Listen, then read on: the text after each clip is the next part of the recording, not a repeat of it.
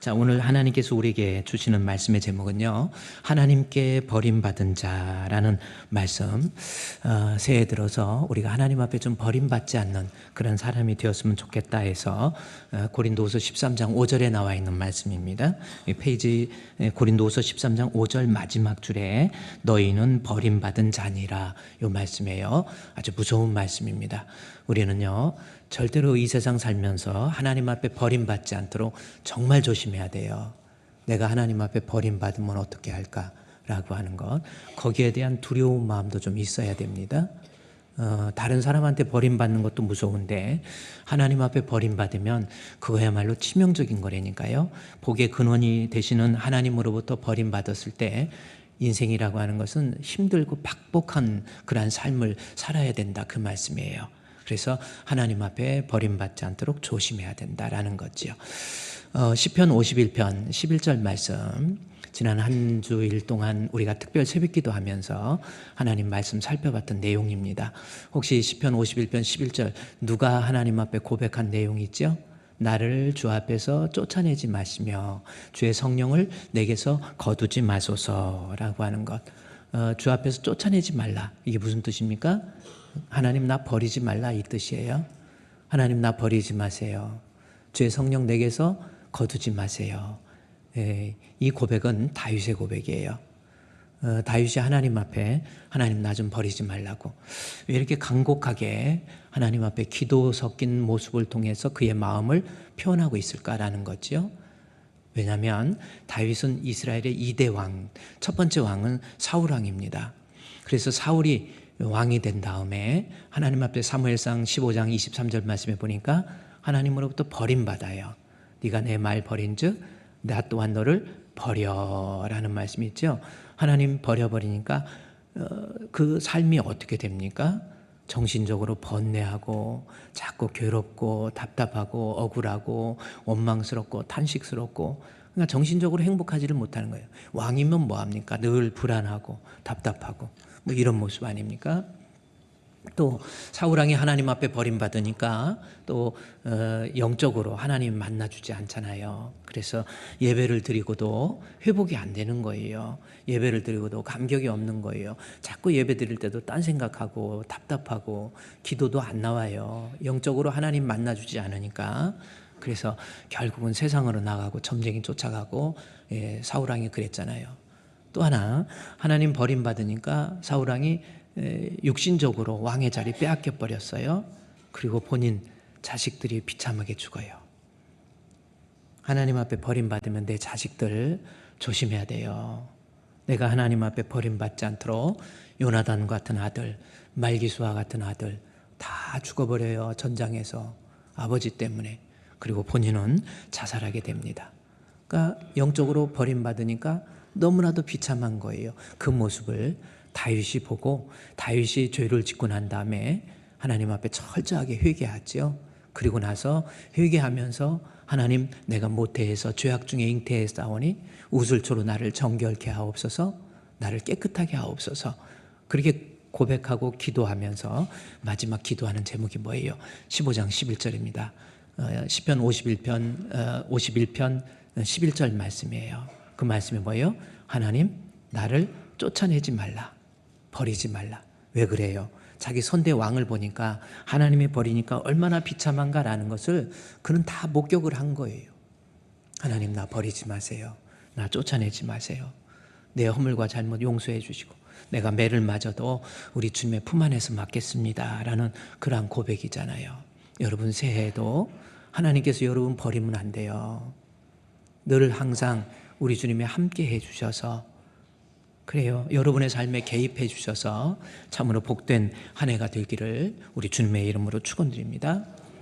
그래요. 그러면 하나님은 어떤 사람을 버리는지 오늘 본문 고린도후서 13장 1절에서 5절까지 나와 있는데, 첫 번째는 어떤 모습을 가질 때 하나님이 버리는가, 고린도후서 13장 1절 2절입니다. 1절 2절 말씀, 이런 모습을 가지고 있을 때 내가 하나님 앞에 버림받아요. 내가 세 번째 너에게 가리니 두세 증인의 입으로 말마다 확정하리라. 그러면서 2절 말씀해 보면은 용서하지 않겠다. 내가 다시 가면 전에 지은 죄인들과 함께 그 남은 모든 사람에게 미리 말하노니 내가 다시 가면 너희들 용서하지 않겠다라고 하는 무서운 말씀이잖아요. 용서하지 않겠다. 이것은 회개를 촉구하는 주의 종의 사랑이 묻어있는 따뜻한 권면이에요. 용서하지 않은, 예를 들어서 엄마가 아가한테 너 가만 안 놔둘 거야, 너 혼날 거야. 그건 뭡니까? 돌아오기를 원하는 엄마의 마음. 그래요. 곁길로 가고 딴 길로 간 우리 고린도 교회 성도들을 향한 목회자로서의 바울의 그 사랑이 묻어나는 말씀, 내가 가면 용서하지 않겠다, 회개하라, 그 말씀이죠. 그럼 뭐 때문에 하나님 앞에 버림받는 그러한 모습이 되었는가 봤더니 13장 1절에서 보니까 용서 못할 죄가 뭐였냐면 교인들 간에 분쟁과 싸움이 있었다라는 거예요. 자꾸 다투고 싸우고 파당을 나누고 이런 모습. 그래서 다시 말해서 사람들과의 관계가, 고린도 교회 성도들 간의 관계가 원만하지 못하고 평안하지 못한 거예요. 그래서 하나님께서 내가 바울을 통해서 내가 가면 용서하지 않겠다, 그런 겁니다. 그래서 하나님 앞에 버림받는 사람의 모습, 여러분, 내가 교회의 공동체 속에서 다른 사람들과의 관계가 원만하지 못하면 결국 내 믿음도 떠나게 돼 있고요, 하나님 앞에 버림받게 돼 있습니다. 믿음 생활하다 보면 별일 별사건 다 있고요, 신앙에 뿌리가 없는 사람들이 이런 일 때문에 저런 일 때문에 상처받고 실족하고 오해하고 어디 이상한 소리 듣고 목사님에 대해서 있지도 않는 말 듣고 원망스럽고 탄식하고 혼자 의로운 척하면서, 그건 마귀의 시험이거든요. 근데 믿음이 없으니까 그게 인식이 안 되는 거예요. 내 결정이나 판단이 잘못됐다 인식이 안 되는. 그래서 고린도후서 13장 5절에 믿음이 있는가 너희 자신 시험해 보라는 겁니다. 고린도 교회 성도들 자기들이 싸우고 다투면서 자기들은 믿음 좋은 줄 알았지요. 믿음이 없으니까 하나님 앞에 결국 버림받는데, 버림받는 모습이 뭐냐면, 믿음이 없는 구체적인 모습이 뭐냐면 교회 공동체 내에서 다른 사람들의 관계가 자꾸 삐걱거리는 거예요. 뭔가 교회 와도 자꾸 저 사람 때문에 이 사람 때문에 상처받고 있지도 않은 것 때문에 오해하고 그런 거예요. 그렇게 교인들과의 관계가 원만하지 못할 때 하나님 앞에 버림받는다, 그 말씀이죠. 그런데 고린도 교회 성도들이 그렇게 성도들과의 관계에 원만하지 못했던 이유가 뭔가라는 겁니다. 13장 1절 보십시오. 바울이 가서 용서하지 않겠다, 회개하라, 그 말 앞에 뭐라고 그랬습니까? 두세 증인의 입으로 내가 말마다 확정하리라, 이 말씀이 나와 있죠. 거짓된 말, 잘못된 말, 오해될 만한 그러한 말 때문에, 그래서 말마다 진짜인지 진위를 확인하겠다, 이 뜻이잖아요. 그래서 고린도 교회 성도들 간에 서로 문제가 생겼던 것이 성도들이 하는 말로 인해서 문제가 생겼다, 그 뜻이에요. 그래서 바울이 알고 보면 거짓말이 많이 있거든요. 누가 붙인 말도 많이 있고 본인이 오해스러운 말도 있고 그래요. 그런 것으로 인해서 교회에 문제가 생긴 거예요. 그래서 바울이 내가 방문하면 두세 사람의 증인의 입으로 내가 확인해서 말의 진위를 확인해 보겠다라는 겁니다. 그렇습니다, 여러분. 교회 공동체의 문제, 여러분이 혹시 문제를 일으키고 있습니까? 아니면 어떤 문제 때문에 여러분이 교회 공동체의 생활이 원만하지 못합니까? 이유는 말에 대한 것도 많이 있는 거예요. 고린도 교회가 첫 번째가 말이었거든요. 그래서 여러분, 새해에 하나님 앞에 버림받지 않기 위해서라도 말 조심하세요. 항상 말 조심해야 돼요. 여기는 교회입니다. 말 조심해야 돼요. 고린도 교회 성도들이 모여서 뭐 바울파, 게바파, 아볼로파 막 파당짓고 서로 파당지면서 있지도 않는 말 해가지고 이쪽에서 또 거기에다 말을 또 누가 붙여가지고 침소 봉대하니까 서로 오해하고 그런 모습들, 이게 바로 고린도 교회의 모습이었다라고 하는 거예요. 항상 우리 2025년도 새해를 맞이해서요, 교회에 오셔서 무조건 말 조심하세요. 그래요? 여러분 그렇지 않습니까? 정말 말 조심. 여러분 한번 생각해 보세요. 내가 뱉은 말로 인해서 혹시 다른 사람에게 상처 준 건 없습니까? 사람이 무슨 무익한 말을 하든지 반드시 심판받습니다. 말이 인간만이 할 수, 동물들은 말 못해요. 그냥 신호만 보내는 거지. 사람이 하나님께서 주신 이 언어인데 이 말로 인해서 다른 사람에게 상처를 준다든지 교회 공동체를 원활하지 못하게 만든다든지 이런 사람 무익한 말하면 심판받아요. 이 말씀이 마태복음 12장 36절 말씀에 있어요. 마태복음 12장 36절 말씀에 보면 사람이 무슨 무익한 말을 하든지 반드시 심판을 받는다. 신문을 받는다. 내가 너에게 이르노니 사람이 무슨 무익한 말을 하든지 별로 유익이 안 되는 말, 들어서 은혜가 안 되는 말, 거짓말, 더러운 말, 추악한 말 이런 말로 인해서 하나님 앞에 심판받는다니까요. 그래서 항상 조심해야 돼요. 내가 심판받을 거 알고 성도들과의 관계 속에서 진위가 확인되지도 않는 말 막 단정해서 본인이 말하고 거기에 자기 의견까지 붙여서 이렇게 말을 퍼뜨리고 그 책임 하나님 앞에 심판받는다니까요. 우리는 항상 말 조심 따라합시다. 말 조심하자. 그래요.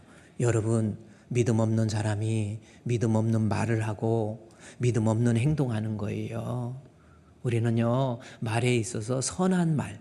그래서 예배서 4장 29절에 뭐라고 그랬어요? 우리 복습 한번 해봅시다. 어떤 말을 해야 되는지 예배소서 4장 29절 말씀에 보면은 어떤 말이 있어요? 무릇 더러운 말은 너희 입 밖에도 내지 말고 오직 덕을 세우는데 소용되는 대로 무슨 말을 해서 선한 말해서 듣는 자들에게 은혜를 끼치게 하라. 그러니까 우리는 무슨 말해야 돼? 앞으로 여러분 우리 주분교회 성도들은 내가 하나님 앞에 버림받지 않도록 말로 인해서 버림받지 않도록 조심하기 위해서는 선한 말 해야 돼요. 선한 말. 이 선한이라는 것이 헬라어의 아가도스라는 겁니다. 하나님 마음에 드는 말. 그렇죠? 그런 말을 하라는 거예요. 그러면 하나님 마음에 드는 말은 뭔가? 요약해보면 예배서 4장 29절에서 선한 말이 뭔가 봤더니 첫 번째 거기 덕을 세우는데 사용이 되는 거예요.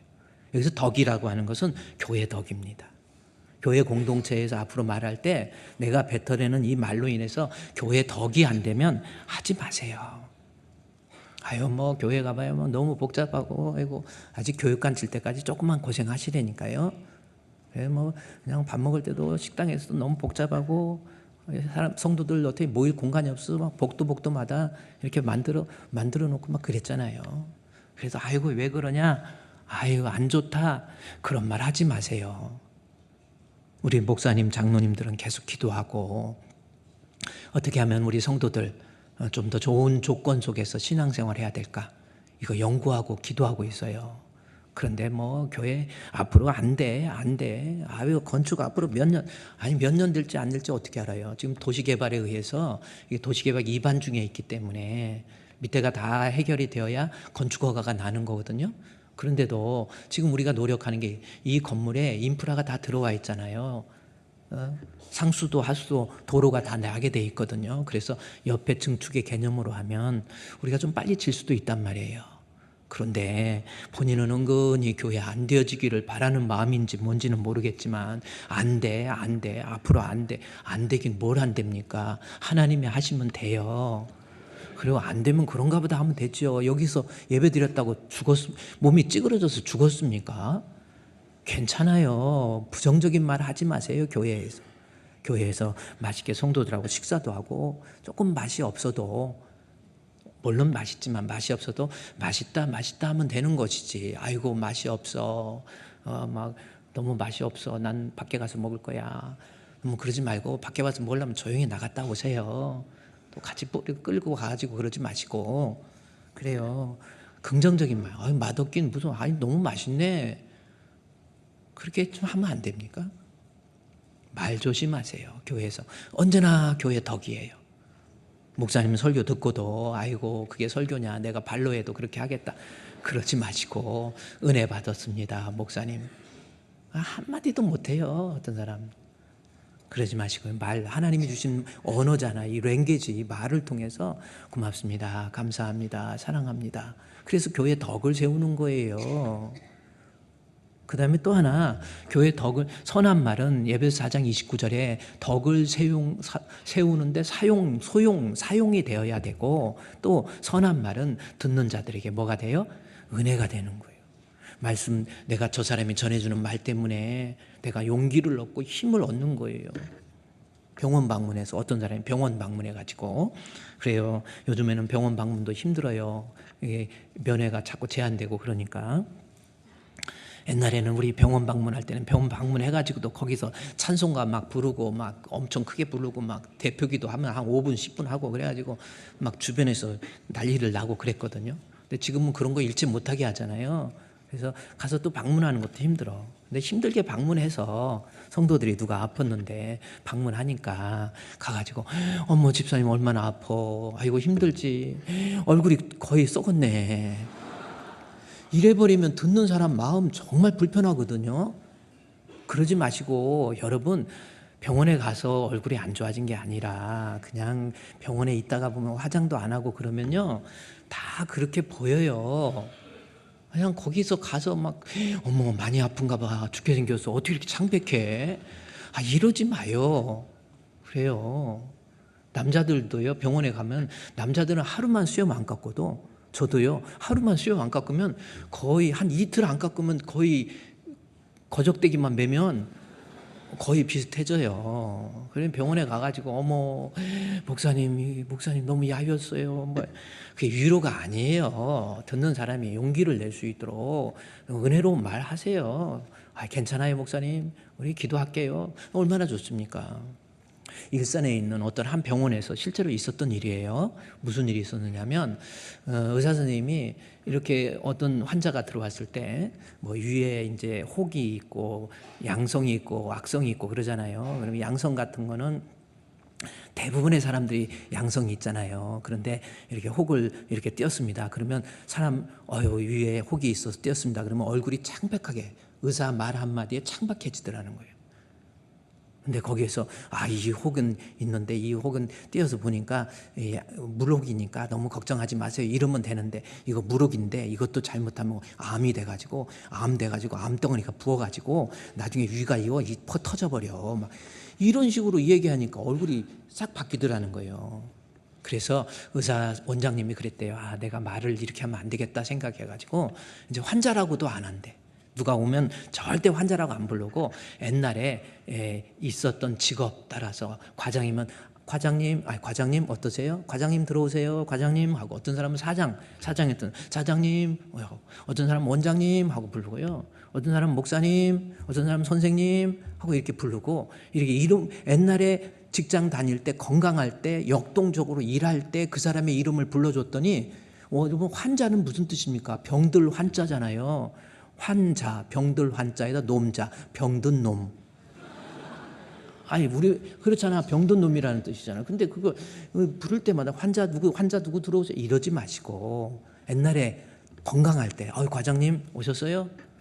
과장님 괜찮아요? 뭐 이렇게 좀 해봅시다. 이렇게 했더니 얼굴색이 달라지고 그래서 언어적 치료가 되더라는 거예요. 듣는 사람에게 은혜를 끼칩시다. 남편은요 아내에게도 항상 좋은 말 하세요. 여보 힘내 고마워 내가 당신 옆에 있잖아. 내가 죽을 때까지 자기 다 지켜주고 자기 장례식 끝나고 내가 나중에 죽을게. 진짜 나중에 둘 중에 나중에 남는 사람이 정말 고생 많이 해. 근데 다행히 하나님께서 여자가 더 수명이 길게 만들었어요. 그것도 다행이야. 남자들은 아내 없으면 그때부터 그야말로 비참해져. 그러니까 아내 지금 젊었을 때 할 수 있을 때 잘하세요. 아내한테 충성하세요. 항상 고마워 여보 고마워 감사해. 힘든 건 남편이 하는 거예요. 청소나 이런 것들 다 남편이 하세요. 저도 청소 깨끗이 남자가 청소해야 바닥이 깨끗해. 여자들은 힘이 없어서 이게 약해. 남자도 유통 딱 벗어버리고 걸레로 닦으면 바닥이 고실고실. 따라합시다. 고실고실. 힘 있을 때 젊었을 때 아내한테 잘해주시고 그래요. 건강에 좋은 거 아내한테 먼저 다 해주시고 또 항상 긍정적인 말로 여보 힘내. 남자는요 나이가 들면 피가 위로 올라와서 나이가 들수록 얼굴이 광채가 난대. 근데 여자들은 나이가 들수록 실제적으로 생물학적으로 피가 아래로 내려간대요. 그래서 여자들은 나이가 들수록 얼굴이 좀 창백해져. 그게 그런 거예요. 그러니까 아내가 좀 얼굴이 좀 창백해지면 여보 힘내.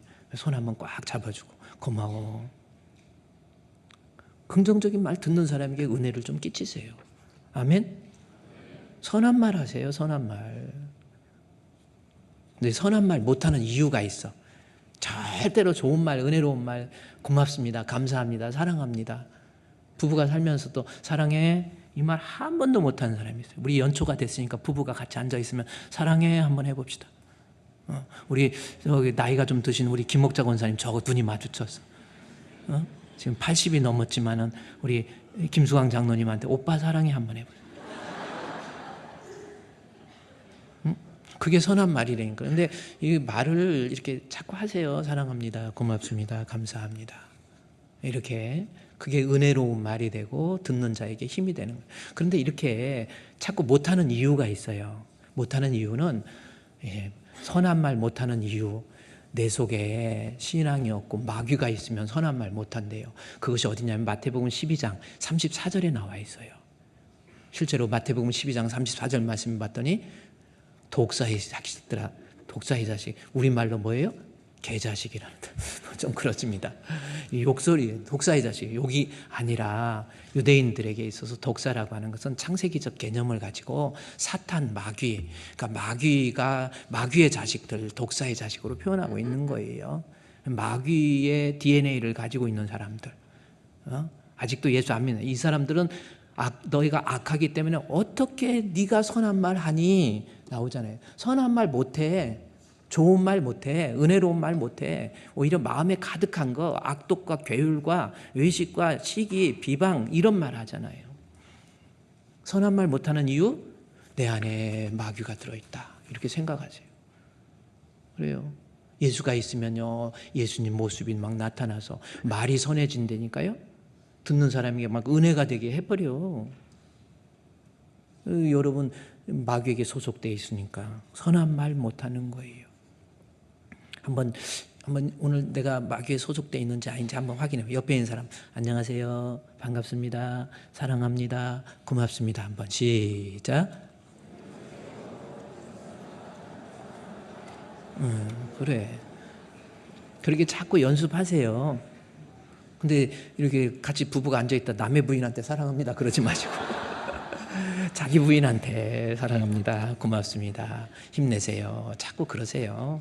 이제 우리 예배 드리고 가실 때도 그냥 2층에서 저 구름다리 언제 갖다 깨트려 버려야 되겠어. 밑으로 내려오셔서 일주일에 한 번이잖아. 목사님 만나서 목사님 고맙습니다, 안녕하세요, 반갑습니다. 목사님 힘이 엄청나요. 그게 은혜로운 말이잖아요. 듣는 자들로 하여금 은혜가 끼치도록 용기를 주고 희망을 줘야지. 그리고 가세요. 그냥 가시지 마시고. 그게 바로 우리 고린도 교회에서 공동체에서 내가 분쟁을 안 일으키고 유익한 사람 되려면 말 조심하고 선한 말 해야 된다. 이것이 고린도 교회를 향한 바울의 권면이었습니다. 믿음이 없으니까 악한 말 한 거예요. 믿음이 없으니까 포악한 말 한 겁니다. 그 다음에 또 하나, 고린도 교회에 분쟁을 일으켰던 또 다른 이유가 뭐가 있을까라고 하는 거예요. 그래서 제가 고린도 교회에 바울이 자꾸 분쟁이 있다고 그러니까 첫 번째 말 때문에 그랬다고 그랬는데 또 하나 어떤 것 때문에 이렇게 교회 안에 분쟁이 있고 싸움이 있었는가라는 거죠. 고린도전서 앞에 이제 후서잖아요. 고린도전서 11장에 가봤더니 한번 넘겨보세요, 여러분. 고린도전서 11장, 사도행전 로마서 고린도전서 11장에 있는 말씀입니다. 고린도전서 11장에 있는 말씀.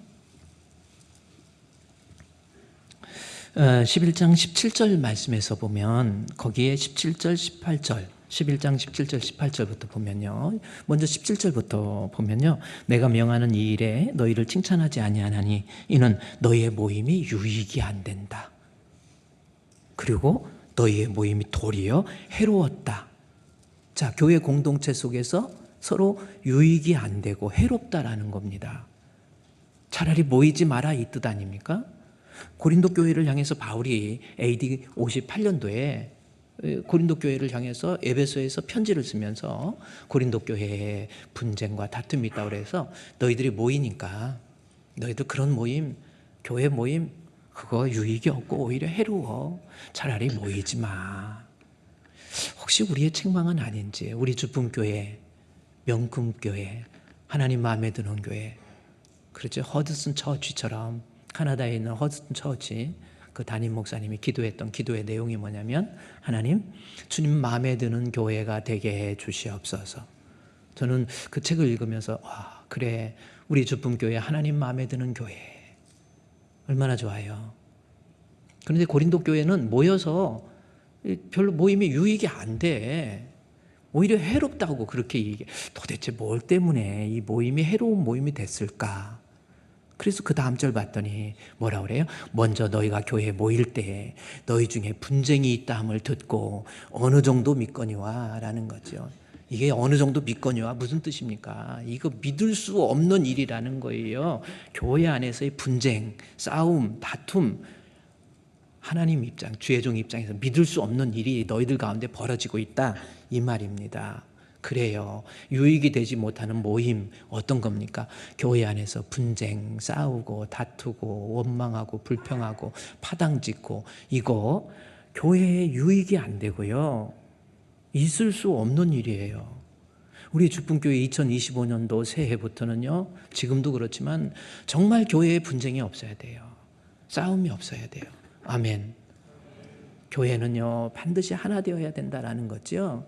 교회는 반드시 하나 되어야 된다는 말을 오늘 고린도전서를 구조적으로 분석을 해보면, 고린도전서 11장 17절부터 너희들의 모임이 분쟁이 있고 싸움이 있으니까, 파당이 있으니까 별 유익이 없다라고 하면서 그들에게 느닷없이 23절부터 보면 뭐가 나옵니까?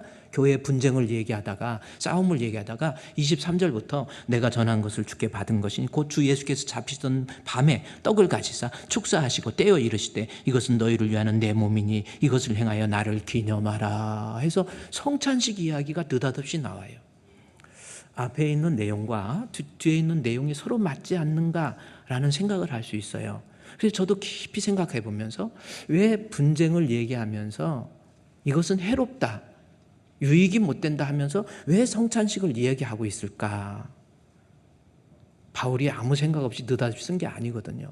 그랬더니 성찬식 하면 성찬식의 뿌리, 근본이 뭡니까? 한번 제가 묻습니다. 여러분, 성찬식 있잖아요. 성찬식의 뿌리가 뭐예요? 아니, 근본이 뭡니까? 성찬식의 근본과 뿌리는 유월절이에요. 유월절 어린 양으로서 예수 그리스도의 죽으심을 기념하는 것이 성찬식이에요. 우리를 위해서 대신 죽으신 예수님 기념하는 거, 그게 유월절. 그래서 성찬식의 뿌리는 유월절입니다. 유월절의 핵심은 뭡니까? 죽음의, 사망의 음침한 골짜기, 사망이 닥쳤을 때 어린 양을 잡아서 그 피를 누구에게 발랐어요? 거기서 공동체 얘기가 나오는 건데, 어린 양 잡아서 그 피를 바르면 살았거든요. 근데 살게 되니까, 그러면 예를 들어서 아이들 머리에다가 뭐 피를 바르든지 그 사람 살게 하기 위해서 어린 양의 피를 각각에 이렇게 발라주든지 해야 되는데, 어린 양을 잡아서 그 피를 집의 문설주, 문 임방에다 바르라는 겁니다. 여러분, 히브리어서도 그렇고 헬라어에서도 그렇고 이 오이코스라고 하는 집의 개념, 이거 공동체를 의미하는 거거든요. 우리 예수님께서 이 성찬식의 이야기를 교회 분쟁 속에서 얘기한 것은, 교회는 교회 공동체로서, 그래서 그 문 임방과 문설주에 피를 바르면 그 집안에 있는 짐승이든 뭐든 모든 사람들이 살게 되는 역사, 사망의 음침한 골짜기로부터 벗어날 수 있는 패스 오버, 오월절의 모습을 누릴 수 있게 되는 거거든요. 그래서 고린도 교회의 분쟁을 얘기하면서 성찬식이 나온 것은 성찬식 이렇게 하라 그런 의미가 아니고요. 하나님 앞에 교회가 뭐냐? 교회는 공동체, 예수 그리스도 안에서 하나. 그래서 성찬식 이야기를 한 거예요. 예수 그리스도를 믿는 믿음으로 한 형제 자매된 너희들, 이것을 깨닫지 못하니까, 그러니까 결국은 믿음이 없으니까 버림받는다는 말 똑같은 거 아니잖아요. 믿음이 없으니까 교회 안에서 공동체의 일원들과 하나 되지 못하고 자꾸 뭔가가 소외되고 자꾸 다툼의 요소가 되고, 이런 모습이 왜 그래요? 믿음이 없는 거예요. 예수 그리스도의 성찬식, 우리는 하나라고 하는 이 믿음, 이게 없는 거예요. 오늘 불렀던 찬송 기억하세요? 220장 찬송입니다. 여러분 찬송가 내용 한번 찾아요. 아무 생각 없이 부르지 말고요. 이 찬송은 뭡니까? 사랑하는 주님 앞에 뭐예요? 형제 자매 한자리에. 그렇죠? 우리는 예수를 믿음으로 사랑하는 주님 앞에서 형제 자매가 한자리에 모여 있는 거예요. 그래서 우리 이 모임이나 교회라고 하는 거, 아니 우리 주님께서 이 다락방에서 교회가 이제 시작되는 교회 탄생이 그냥 구원받는 성도들 말씀 줘버리면 되지 왜 교회라고 하는 것을 만들었습니까? 교회를 통해서 내 신앙이 유지가 되는 거예요. 우찌무라 간조라고 하는 일본 사람입니다. 이 사람이 무교회주의를 주장했어요. 교회 없이 나 성경 읽고 말씀 있으니까 내가 기도하니까 내 신앙 지킬 수 있다? 나중에 아니다 라고 하는 나의 고민, 나의 사랑. 교회는 없어서는 안 되는 거예요. 공동체는 반드시 있어야 되는 거예요. 교회 공동체. 그렇잖아요. 그런데 그 교회 공동체에서 중요한 것은 우리 서로 사랑하는 주님 앞에 우리가 형제 자매가 한자리에 모여 있다. 우리 찬송 부르 여기에 모인 우리 주의 은총 받은 자여라. 주께서 이 자리에 함께 계심을 아노라. 할렐루야. 이렇게 찬양을 잘하는데도 아멘이 작아져 버리면 우리 교회는 하나 돼야 되는 거예요. 교회가 문제가 이게 송찬식을 이야기하면서까지 교회 안에서는 하나가 돼. 여기서 특별히 3절 여기까지 왔으니까 3절의 가사 보세요.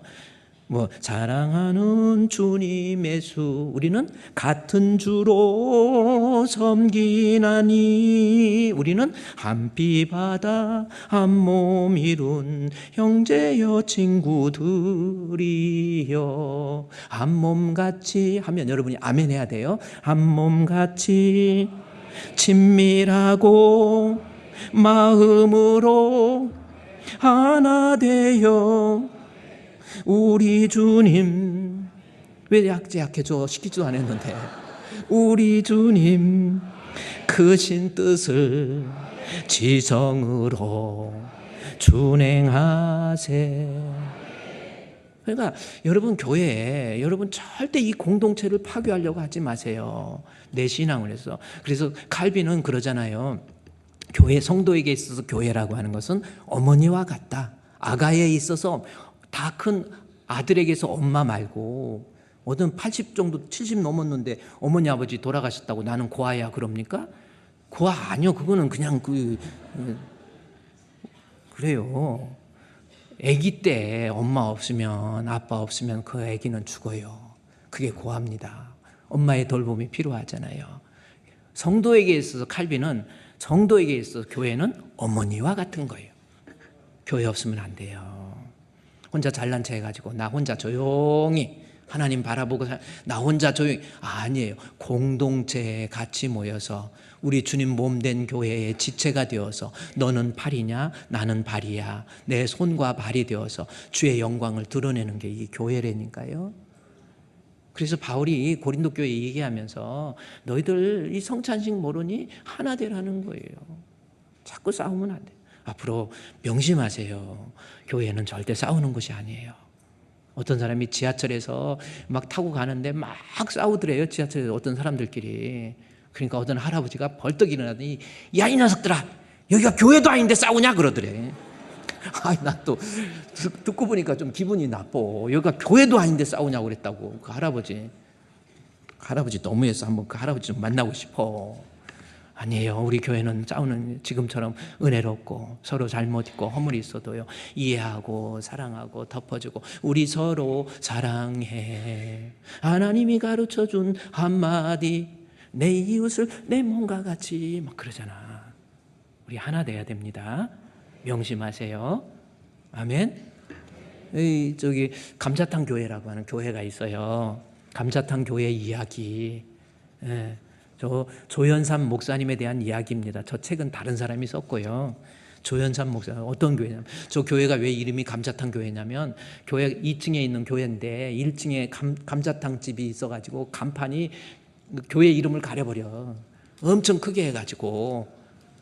그래서 교회 이름이 가려지니까 반쯤 가려져 갖고 교회만 보이니까 감자탕 교회가 됩니다. 참 그런 교회들, 저런 교회들 가서 간판 깨뜨려 버려야 되네. 어떻게 교회 거를 지가 나중에 붙였으니까 지가 나중에 붙인 거잖아. 참 그 감자탕 잘 되나 모르겠네. 하여튼 근데 그 감자탕 교회 목사님이 부임을 하셨어요. 부임을 하셔가지고 이제 그 교회는 어떤 이 사회 활동, 봉사 활동을 많이 하거든요. 그런 교회인데 거기 부임해서 보니까 교인들이 좋은 일을 하면서 막 봉사하고 선한 일 하면서 이웃을 돕고 이런 일 하면서 자꾸 싸우는 거예요. 교인도 몇 명 되지도 않으면서 싸우니까 목사님이 부임해가지고 이제 그만 싸우세요. 이제 그만 싸웁시다. 그랬더니 자꾸 내가 걱정이 돼요. 그만 싸우세요. 그랬더니 거기서 장로님 한 분이 하는 말이, 목사님 너무 걱정하지 마세요. 목사님 여기 오신 지 얼마 안 돼서 잘 몰라서 그러는데 우리 지금까지 계속 싸워왔고요. 싸우는 이유도 우리 잘해보자라고 해서 싸우는 거니까 잘해보자고 하는 거니까 싸울 거 걱정하지 마세요. 그러더래. 그래, 잘해보자고 해서 싸우는 거다? 그런데 계속 싸우니까 이게 아니다 그래가지고 교회 표어를 바꿨어요. 못해도 좋으니 싸우지 말자. 교회 표어를 이렇게 위에다 붙여놓은 거야. 못해도 좋으니까 싸우지 말자. 그래가지고 그 교회가 이제부터 더 이상 우리 못하는 한이 있더라도 우리끼리 그래 서로 사랑이 먼저지. 그래가지고 안 싸웠다는 전설이 있어요. 우리 교회는 이런 거 저런 거 따지지 말고요. 절대로 싸우지 맙시다. 자기가 사람 교회 안에서의 내 공동체에서 내 자신이 뭔가 원만하지 못하고 분쟁의 씨앗이 되면 하나님 앞에 버림받아요. 그러면 고린도전서 11장에서 이 11장 오늘 본문 17절 18절 말씀해 보니까 너의 모임이 유익이 못되고 도리어 해로웠다.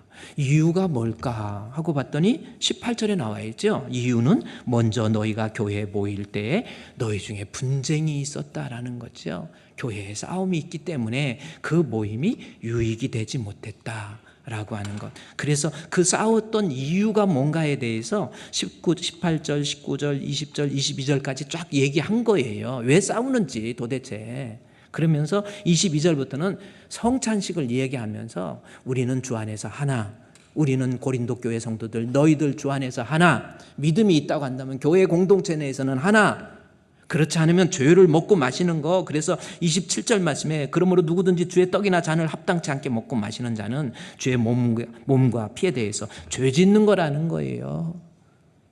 맨날 싸우고 다투면서 성찬식하고 예수 믿고 세례받았다고 아니라는 겁니다. 죄 짓는 거예요. 그러면서 분쟁의 이유, 여러분도요 교회 안에서 분쟁의 씨앗이 될 수 있는 이유가 있습니다. 그것은 뭔가 봤더니 18절에 분쟁이 있다 함을 듣고 어느 정도 믿거니와, 그러면서 19절 말씀해 보니까 19절 보세요.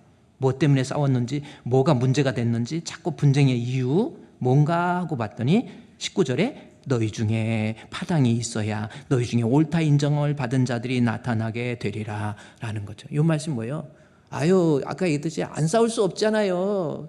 싸울 수도 있지요. 뭐 파당이 있을 수 있죠. 이렇게 나온 거예요 지금. 그러니까 절대 싸우지 말라라는 표현이 너희 중에 파당이 있어야 너희 중에 옳다 인정을 받은 자들이 나타나게 되리라. 싸우는 거 당연하다 이렇게 생각하는 자들이 나타난다라는 거죠. 이 말을 통해서 이걸 싸우는 걸 당연한 걸로 생각하지 말고 절대 싸우지 말라라고 하는 바울의 어떤 역설적 표현이잖아요.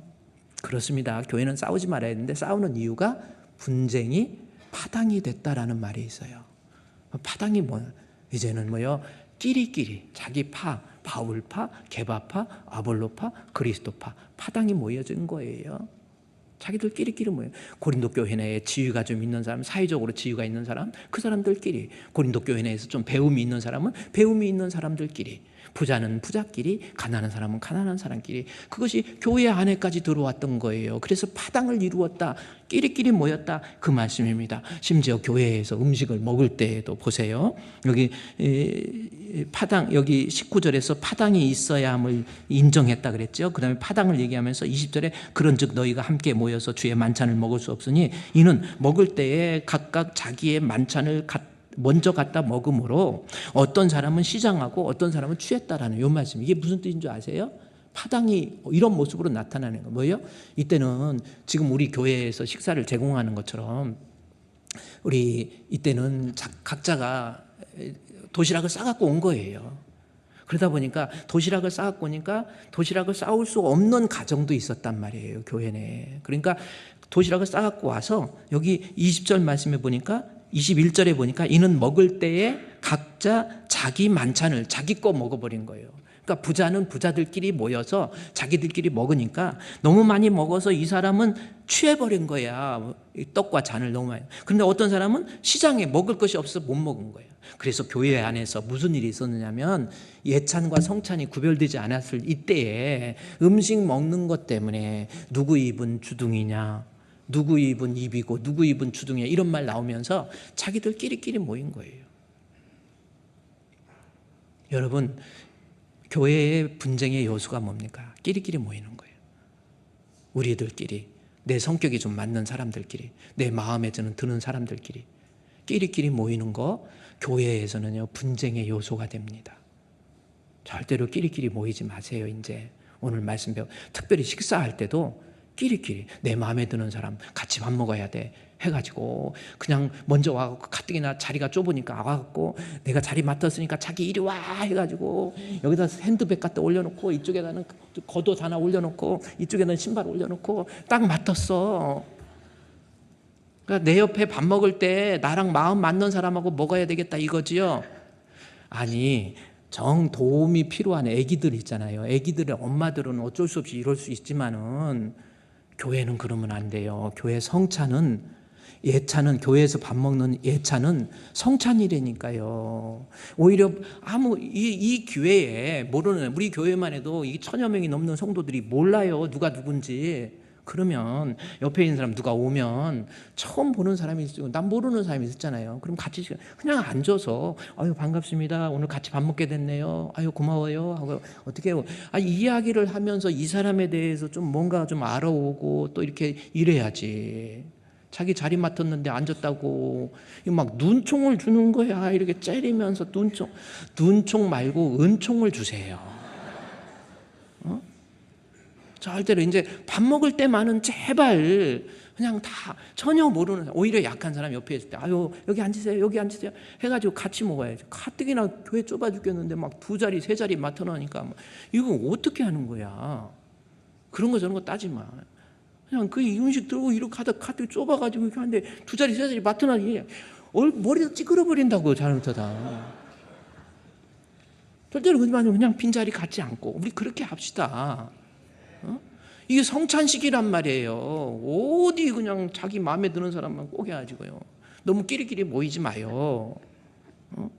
왜 끼리끼리 모여요? 제가 보니까 목회하면서 보니까 끼리끼리 모이다가 죽을 때까지 같이 한 사람 반드시 원수가 되는 때가 많어. 그렇게 좋아했다가 막 그러다 어느 날 갑자기 잘 안 만난대. 왜 그러니까 지난번에 기분 상한 거 하나 있었대는. 헤어졌더라고. 그러더니 또 조금 있다 또 같이 만나? 풀었대. 그래갖고 만나갖고 또 이러더니 어느 날 갑자기 또 안 만나? 왜 그러냐니까 남편이 만나지 말라고 그랬대. 참 교회는 그러는 거 아니에요. 고린도 교회가 자기들 부자 돈이 있다고 자기들끼리 모인 거야. 고위직에 있다고 자기들끼리 모인 거예요. 그게 무슨 모임입니까? 그냥 좀 배웠다고 배운 사람 그런 거 없어요. 교회에서는 잘난 체 하지 말으니까요.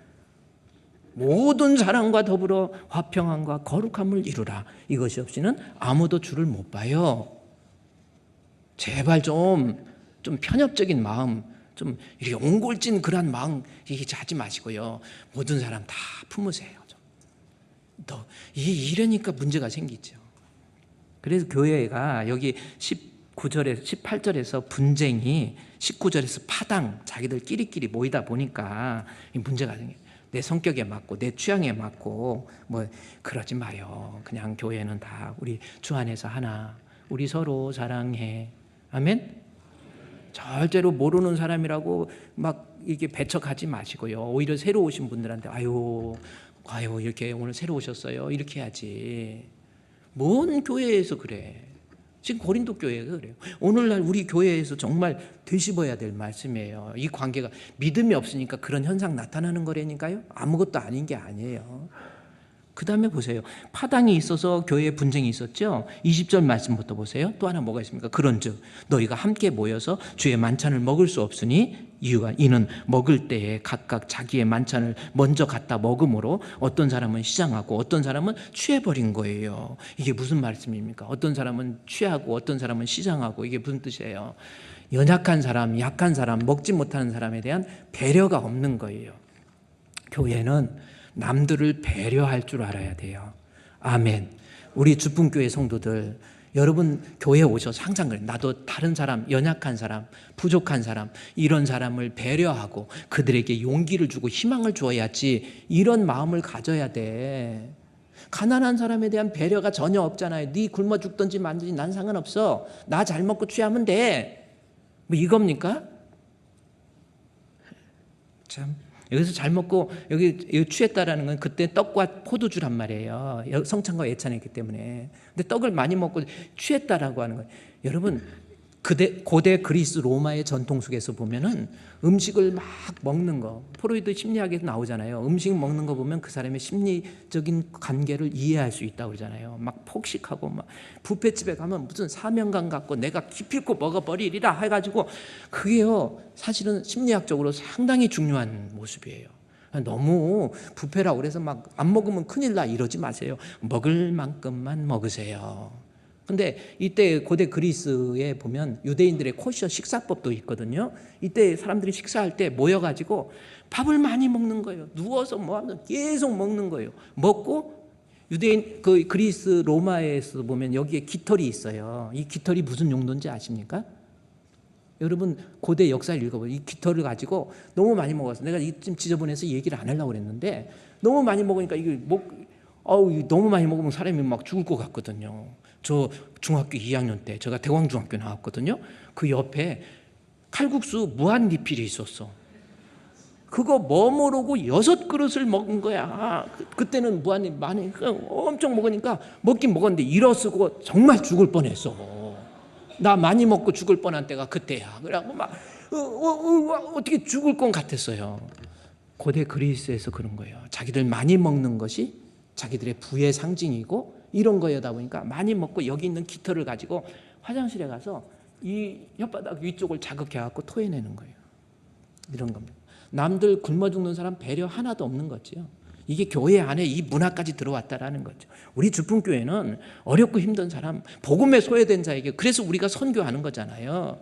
우리가 돈이 많아서 하는 게 아니에요. 힘들어도 어려워도 복음에 소외된 자들에게, 그들에게 복음을 전파하고 어렵고 힘든 사람에게 우리가 그렇게 하자라는 거죠.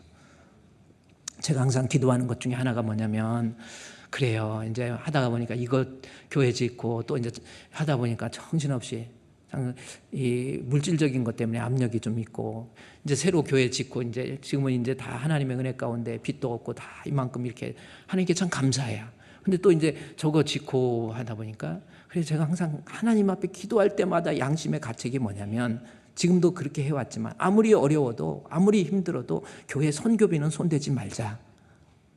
가난한 사람 돕고 복음에 소외된 곳에, 저는 그렇게 기도하면서, 여러분이 선교헌금으로 보낸 거는 반드시 선교 통장으로 들어가 버려요. 교회 재정으로 안 사용됩니다. 교회가 할 수 있는 거 배려란 말이에요. 그래서 저는 이런 생각을 해봤어요. 하나님, 앞으로 신년 감사헌금이든 추수감사헌금이든 특별헌금, 조금 교회가 저기 되면 그 헌금은 전부 이웃에게 한번 흘려보냈으면 좋겠다, 이런 마음이 좀 듭니다. 그런데 이제 앞으로 또 교회 건축돼야 되고 이렇게 그러다 보니까 결국 은퇴해버리면 나 못하잖아요. 하나님 앞에 가서 나 심판받을 때 너 못하다 왔냐? 그래, 네 교회, 그래, 네 어떤 너만 위해서 했지. 아닙니다. 교회는요, 로마서 15장을 제가 읽으면서, 로마서 15장은 로마서 1장에서 16장까지 돼 있거든요. 15장 1절 2절 보면 어떤 내용이 나오는지 아세요? 로마서 15장이 결론이고 로마서 16장은 바울을 도왔던 동역자들을 써서 바울의 목회 사역이 이런 동역자들에 의해서 잘 이루어졌다라고 얘기하고요. 뭐라고 하는지 아세요? 15장 1절에 2절, 이게 결론이거든요. 12장부터 16장까지가 성도가 믿음 있는 삶의 모습이에요. 그런데 믿음이 강한 우리는 믿음이 약한 자를 약점을 담당하고, 이 말씀이 나 믿음이 강한. 그러면 이 말씀을 보면 세상에는 믿음이 강한 사람도 있고 믿음이 약한 사람도 있다, 이 뜻이에요. 세상은 이렇게 표현이 그런데 세상은 공평이라, 세상은 다 똑같지는 않습니다. 예를 들어서 사람이 태어날 때부터 어떤 사람은 금수저 집에서 태어나고 어떤 사람은 흙수저 집에서 태어나요. 태어나는 것부터 불공평해. 아닙니까? 왜 하나님이 이렇게 했을까? 또 태어나자마자 어떤 사람은 건강한 아기가, 그래서 뭐 몸무게도 제법 한 4kg 돼가지고 엄마가 나누니까 바로 앉아갖고 뒤돌아서 장난감 끄고, 이 정도로 큰 애가 있고, 어떤 사람은 2점 몇 킬로밖에 안 되고 약하게 태어난 애, 강하게 태어난 애도 있고 약하게 태어나는 애도 있고, 뭐 이게 세상이에요. 또 세상에는 어떻게 보면요, 기가 막히게 멋있는 사람도 있어요. 그렇죠? 눈을 봐도 멋있게, 너무 멋있게. 은혜의 집중 현상 어떻게 이해합니까? 저 사람은 도대체 얼굴도 이쁘지 마음도 착하지, 이렇게 만들었는데, 근데 나는 그렇지 못한 사람도 또 그렇지 못한 사람도 있고, 강한 사람, 약한 사람. 왜 하나님이 이렇게 만들었어요? 공평하지 못해요. 이렇게 기도하면서 이 말씀을 보니까 바로 앞에 나오더라고요. 믿음이 강한 사람, 믿음이 약한 사람 만든 이유가 있어요. 이유는 뭡니까? 믿음이 강한 자가 네 강했다고 네 기쁘게, 나 믿음이 좋아, 나 장로야, 나 권사야, 나 안수집사야, 그거 자기 자랑하라고 자기 기쁘게 하라고 한 것이 아니에요. 흘려보내라는 겁니다. 믿음이 강한 자는 자기를 기쁘게 하려고 하지 말고, 그 다음 절 2절에 나오잖아요. 뭐예요? 우리 각 사람이 이웃에게 기쁘게, 나를 위해서, 내가 강함이 있으면 나 위해서 쓰라는 것이 아니라 약한 자에게 흘려보내라는 거. 이것이 은혜의 상응성, 은혜의 비상응성과 순환성이잖아요. 나를 왜 좀 더 강해, 내가 왜 다른 사람보다 좀 잘생겼습니까? 네 잘난 체하라고 하는 것이 아니라 그것을 통해서 하나님의 내게 은혜의 집중 현상, 다른 사람 살리라고 생명 창조 과정, 그렇게 이해하라는 겁니다. 왜 그러냐면, 여기 보세요. 자연도요, 똑같이 안 만나요. 고기압이 있고 저기압이 있습니다. 고기압을 만든 이유가 뭐예요? 고기압, 자연은 자연스럽게 욕심이 안 들어가니까 자연스럽게 돼. 고기압이 저기압이 있으니까 바람이 생기고, 고기압에서 저기압으로 바람이 부는 거예요. 그것이 좀 세면 태풍이 되는 거 아닙니까? 그러면 태풍이 불면 거기에서 뭔 현상이 일어나요?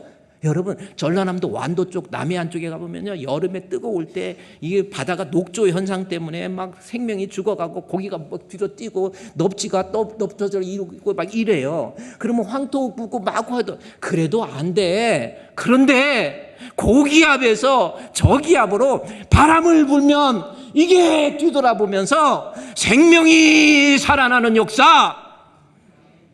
우리에게 강함을 왜 줬습니까? 나 잘난 체 하라고 준 게 아니에요. 내가 돈이 좀 있습니까? 네 잘 먹고 잘 살아라고 하는 것이 아니라 다른 사람을 기쁘게 해서 거기에서 생명을 낳게 하라고. 하나님이 왜 나한테 복음을 먼저 주셨어요? 내 강한 믿음 왜 주셨습니까? 네 그거, 예를 들어서 나를 왜 장로로 세웠어요? 장로 돼갖고 나 장로야 이제부터, 내가 얼마나 되고 싶었는데 이제 장로 됐어. 폼 잡고 다니라는 게 아니라 높은 자리에 있으면 낮은 데로 흘려보내라는 거예요. 고기압은 저기압으로, 뜨거운 공기가 위로 올라가죠, 낮은 곳에는 밑으로 돌아, 순환해서 거기에서 살으라는 거예요. 왜 교회마저도 믿음이 강하다고 약한 자의 약점을 들고 그로 하여금 상처받게 합니까? 배려의 마음이 없어서 그러는 거예요. 오늘은 여기까지입니다. 여러분, 교회 공동체 이루지 못하는 이유, 교회 공동체에서 평안을 이루지 못하는 이유, 자기끼리끼리입니다. 또 하나는 뭐예요? 다른 사람에 대한 배려가 없어서 그러는 거예요. 여러분, 끼리끼리 어울리지 마시고 모두 다 함께, 그리고 다른 사람에 대한 배려, 이것을 통해서 하나님께 영광이 되고 여러분에게 유익이 되시기를 우리 주님의 이름으로 축원드립니다.